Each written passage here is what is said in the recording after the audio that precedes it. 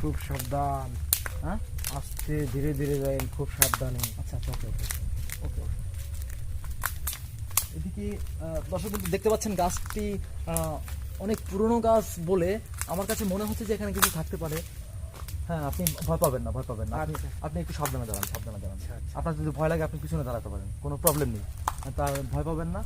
যেহেতু আপনাদের এলাকায় এটা আপনার এর থেকে সাহস থাকা উচিত ছিল বেশি। আমরা অনেক দূর থেকে এসেছি আমাদের। এখানে আমার ভাগ্নে আসছিল, আচ্ছা। দেখে দিনে দুপুরে আর কি ভাগ্নে এসে দেখে চলে গেছে।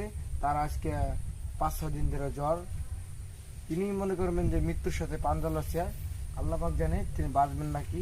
আচ্ছা, এদিকে।